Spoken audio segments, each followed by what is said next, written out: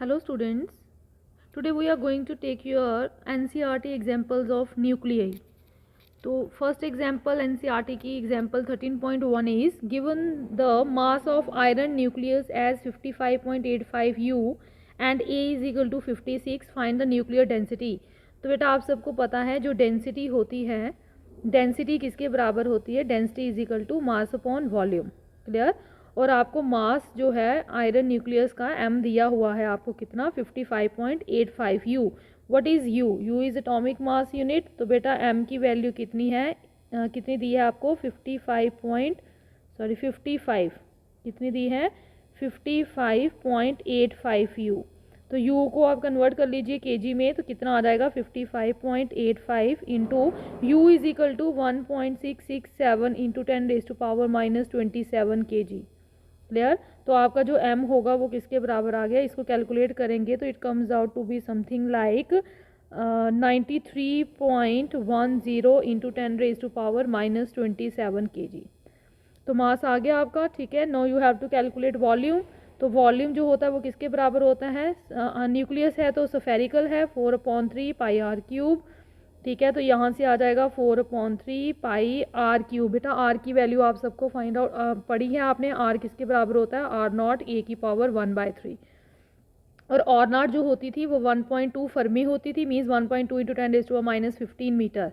तो बेटा आप वैल्यू डाल सकते हैं. यहाँ पे आ जाएगा आर नॉट ए की पावर 1/3. क्यूब है तो होल क्यूब ले लेंगे, तो ये बन जाएगी आपकी 4/3 पाई आर नॉट की क्यूब. और ए की जब क्यूब करेंगे तो वो ए ही रह जाएगा क्योंकि 1/3 भी है. तो वैल्यूज़ डाल दीजिए. 4/3 इंटू पाई की वैल्यू 3.14 इंटू आर नॉट की वैल्यू 1.2 इंटू 10⁻⁻15 का होल क्यूब. और ए भी आपको दिया है 56 फॉर आयरन न्यूक्लियस. तो जब आप इसको कैलकुलेट करेंगे your answer comes out to be 405.1 into 10⁻⁻45 बन जाएगा ये. तो ये अगर मैं इसको लिख दूँ 4.051 इंटू 10⁻⁻43 हो जाएगा मीटर क्यूब. तो वॉल्यूम भी आ गई आपके पास, मास भी आ गया आपके पास. No you can calculate density. तो बेटा डेंसिटी निकालने का फॉर्मूला क्या था आपका, मास अपॉन वॉल्यूम. तो मास कितना आया है आपका 93.10 इंटू 10⁻⁻27 अपॉन वॉल्यूम कितना है 4.051 इंटू 10⁻⁻43. तो जब आप इसको कैलकुलेट करेंगे your answer comes out to be 22.98 into 10⁻16. ठीक है. तो अब मैं इसको ऐसे भी लिख सकती हूँ 2.298. तो इंटू 10⁻, क्या बन जाएगा 17 kg पर मीटर क्यूब. ठीक है. तो this is the example 1. Next example क्या है बेटा आपकी 13.2 क्या है, calculate the energy equivalent to. आपको एनर्जी इक्विवेलेंट निकालनी है ऑफ 1 ग्राम ऑफ सबस्टांस. ठीक है. तो energy equivalent of 1 gram of substance. तो बेटा एनर्जी निकालने का फॉर्मूला क्या होता है, ई इज इक्वल टू mc². सबको पता है. ठीक है. एम आपको मास दिया है कितना 1 gram. 1 gram means 10⁻, 1 gram is equal to 10⁻³ kg. तो ई निकल जाएगी आपकी direct. E is equal to M 10⁻³ into c². C is velocity of light 3 into 10⁸ का होल स्क्वायर. तो ये आपकी ई कितनी आ जाएगी 3 9 होते हैं into 8 16 minus 3 is equal to 10⁻13 joule. तो this is the energy equivalent to. इसका मतलब 1 gram of matter is converted to energy. तो अगर 1 ग्राम ऑफ मैटर एनर्जी में कन्वर्ट होगा तो कितनी एनर्जी रिलीज होगी 9 इंटू 10⁻13 जूल. नेक्स्ट क्वेश्चन क्या है बेटा, find the energy equivalent of 1 atomic mass unit. तो आपको 1 एटॉमिक मास यूनिट जो होता है सबको पता है कितना होता है 1.66. एक्यूरेट वैल्यू देखें तो 1.6605 होती है इंटू 10⁻⁻27 kg. क्लियर. अब हमने इसको क्या करना है, इसको कन्वर्ट करना है एनर्जी में. ठीक है. जैसे हमने 1 ग्राम में वहाँ पे 1 ग्राम को कन्वर्ट किया था, यहाँ पे आपको 1.6605 इंटू 10⁻⁻27 kg को कन्वर्ट करना है. क्लियर हो गया. किस में कन्वर्ट करना है, first in joules then in million electron volt. और फिर इसी को यूज़ करके आपको मास डिफेक्ट ऑफ ऑक्सीजन का निकालना है इन million electron volt upon c². तो बेटा आप सबको पता है फॉर्मूला क्या है आपका, E is equal to energy निकालनी है पहले, तो ई इज इक्वल टू mc². ठीक है. तो m आपको दिया हुआ है कितना 1.6605, 1.66 इंटू 6667 भी ले सकते हैं, आपकी चॉइस है. आप देख लीजिए जैसे लेना है इंटू, तो वेलोसिटी ऑफ लाइट 3 × 10⁸ मीटर पर सेकेंड स्क्वायर होती है, बट आपकी एनसीईआरटी में अगर देखा जाए तो एक्यूरेट वैल्यू होती है 2.9979 इंटू 10⁻3। क्लियर। तो इसका होल स्क्वायर, तो आप 3 × 10⁸ मीटर पर सेकेंड स्क्वायर भी ले सकते हैं। ठीक है, तो इसको कन्वर्ट करेंगे आप तो क्या आ जाएगा, ये आपकी बन जाएगी, जब आप इसको कैलकुलेट करेंगे तो your answer comes out to be 1.4924 into 10⁻⁻10। Clear, joule. ये आपकी एनर्जी आ गई, जूल्स में आ गई। अब आपको इसको किस में कन्वर्ट करना है, मिलियन इलेक्ट्रॉन वोल्ट को। तो बेटा जूल्स को पहले इलेक्ट्रॉन वोल्ट में कन्वर्ट करें, तो 1.4924 इंटू 10⁻⁻10 को डिवाइड कर दीजिए 1.602 इंटू 10⁻⁻19 इलेक्ट्रॉन वोल्ट आ जाएगा।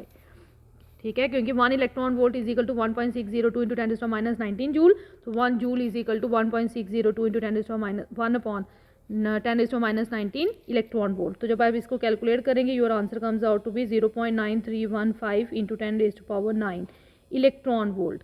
तो ये इलेक्ट्रॉन वोल्ट में आई है, मैं इसको ऐसे भी लिख सकती हूँ 931, 3 पॉइंट्स में आगे शिफ्ट कर रही हूँ। तो जब 3 पॉइंट्स आगे शिफ्ट करूँगी तो यहाँ पे 10⁻6 रह जाएगा। क्लियर। तो ये 10⁻6 क्या होती है, 10⁻6 मीन्स मिलियन, तो ये मिलियन इलेक्ट्रॉन वोल्ट आ गई। क्लियर। तो आपने इसका मतलब आपका 1 U जो होता है, इससे ये भी कंक्लूजन निकला है 1 U जो है वो 1.6605 इंटू 10⁻27 kg होता है और 931.5 मिलियन इलेक्ट्रॉन वोल्ट अपॉन सी स्क्वायर होता है। क्योंकि आप सबको पता है E is equal to M C square, तो एम, ये 1 U क्या है, एम है, तो एम सी स्क्वायर नीचे डिवाइड किया आ जाएगा, E अपॉन सी स्क्वायर बनेगा और E का unit million electron volt upon सी स्क्वायर। क्लियर हो गया। अब आपको क्या निकालना है, फॉर ऑक्सीजन के लिए निकालना है O16 8O16, ऑक्सीजन के लिए आपको क्या निकालना है, मास डिफेक्ट निकालना है। क्लियर हो गया।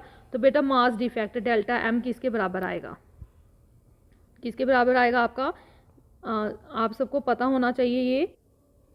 तो बेटा मास डिफेक्ट जो होता है आप सबको पता है वो क्या होता है, एम कैलकुलेटेड वैल्यू जो होती है माइनस एम जो प्रैक्टिकल वैल्यू आती है इसकी, एक्चुअल वैल्यू। क्लियर। तो इसका मतलब कैलकुलेटेड वैल्यू कैसे निकालते हैं हम, प्रोटॉन्स का मास पूरा, ठीक है, प्लस आपका न्यूट्रॉन्स का मास, तो माइनस क्या हो जाता है आपका मास ऑफ न्यूक्लियस। क्लियर। तो ये आपका क्या आ जाएगा आपका Z। अब देखें आपके ऑक्सीजन में कितने प्रोटॉन्स हैं, एटॉमिक नंबर Z कितना है, 8 है।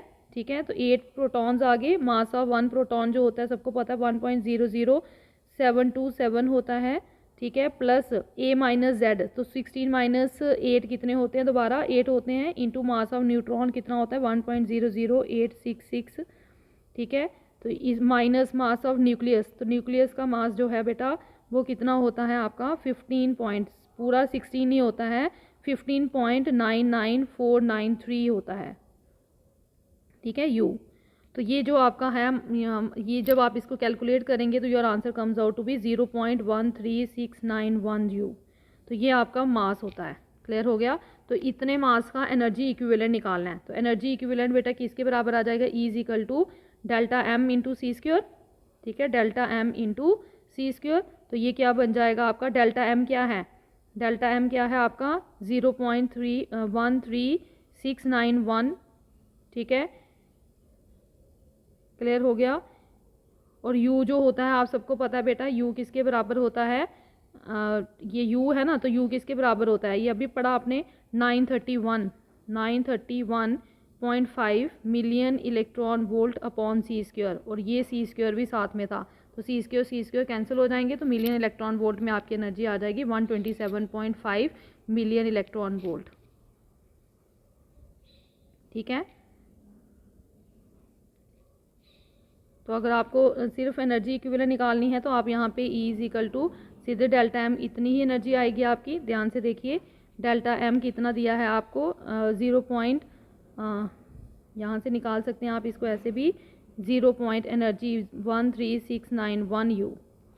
ठीक है, तो ये कितना आ जाएगा, U होता है मिलियन इलेक्ट्रॉन वोल्ट, तो ये मिलियन इलेक्ट्रॉन वोल्ट पर सी स्क्वायर की फॉर्म में आपकी एनर्जी निकल गई।